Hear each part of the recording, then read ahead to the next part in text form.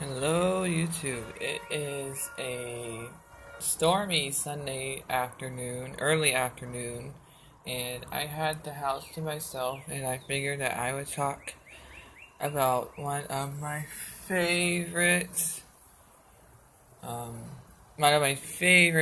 magical tools are wands, and I work with about three different main wands. These two are the ones I work with on a daily basis. These wands we both got them at Camelot Days, and I've been working and that was in November, and I've been working with them daily ever since I got them. And this one here, this is, just a basic piece. Nothing's fancy about it. But it already had this wand was a lower level wand when I first got it, but as I worked with it, I grew the level that it was at, and whatever,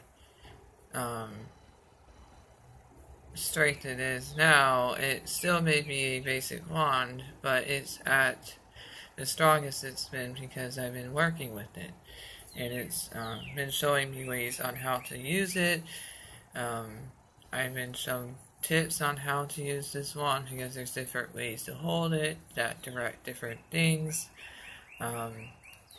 Because one way you can hold something and that means something, and then when you hold it like this, that means something.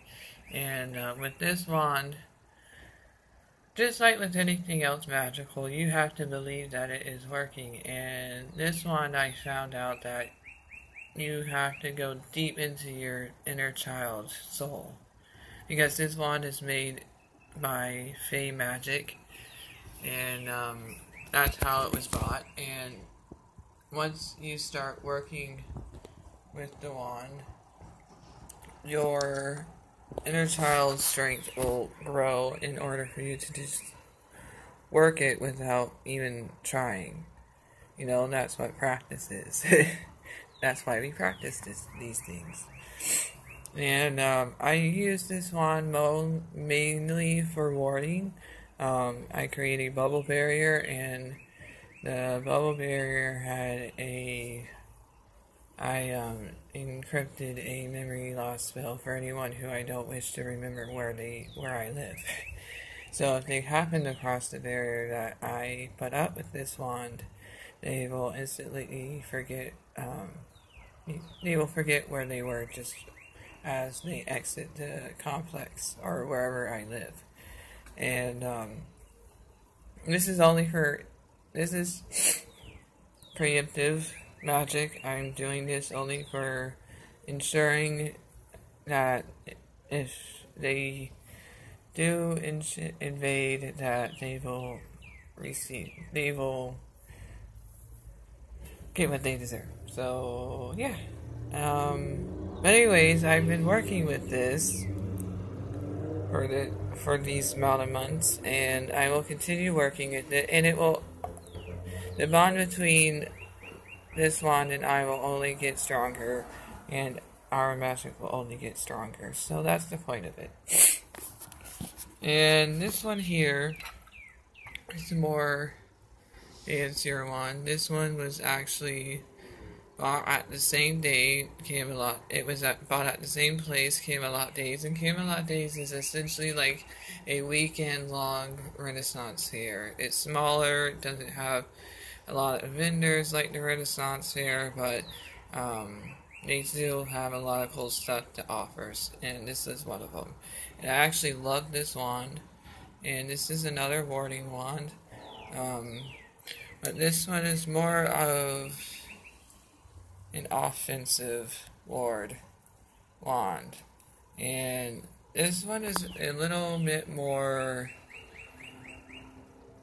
requires a little bit more belief and strength than the one I showed previously, because this one was made not just by phase, but high level magicians that know what they're doing. Not saying that this one here wasn't made by people who knew what they were doing, but this one was made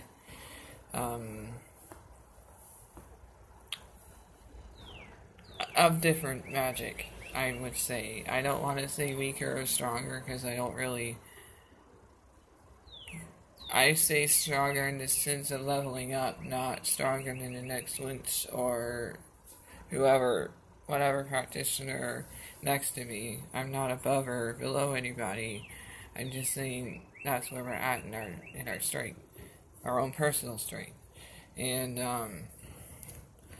this one,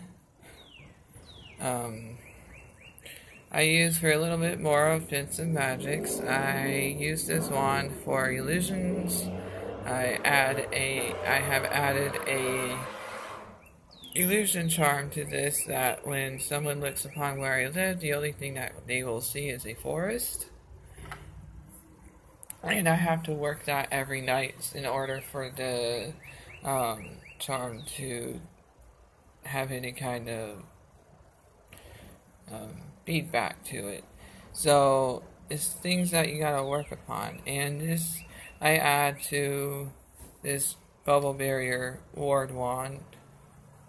This bubble barrier ward, and it just double coats it and gives it double strength. And I do a lot of there's multiple wards I have, and I'll share what I can, but I can share a little bit, and I've been wanting to talk about these because in general, I love wands. I think they're fantastic tools. I really think that for people that are just starting out, that they're really a good tool to have because they are one that helps direct energy and an even flow.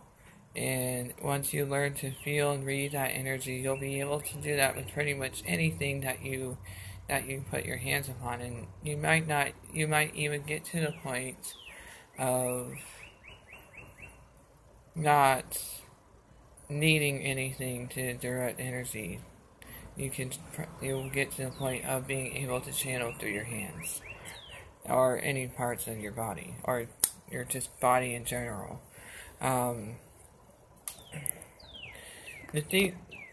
Basically what activates these wands is just believing it. And one thing that helps me get into with these wands is watching magical shows, shows like Once Upon a Time, Charmed, The Magicians, anything relating to doing magic. I just sit with them, I feel them, I play with them, I get to know their energies, I see what they can do, I ask what they know how to do, I'm shown different ways on using them than I would not have normally done my own self. And it's just having a strong belief, knowing that they will do the things you want them to, is really key. And that's something that you have to work at if you don't believe, because the not believing, magic will not do what you want. Because you can't go to something asking for something if you mock it. It just won't work. That movie Practical Magic with one of the aunts says that you can't throw your nose up at witchcraft and then expect it to work for you. You have to just believe it will automatically. And there's tools that will help you. One of the things that helped me get to that point is I've been listening to The Secret over and over and over again for almost the past year or two and a half now. And I just been really meditating on that, and that's really helped me. And I have gotten to the point where I can just feel the magic in the air without having to ask to. I automatically do, and I know it's there when I need it. And that's what I've applied to these, because wands are magic. They are made from magic with the intent of using magic. So if I just sit there say that they aren't going to work, they aren't.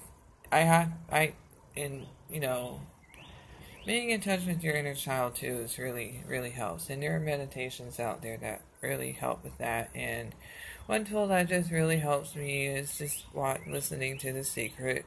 There are things I've learned that I disagree with and I agree with wholeheartedly, but that doesn't mean that the whole thing I will knock the whole thing because I disagree.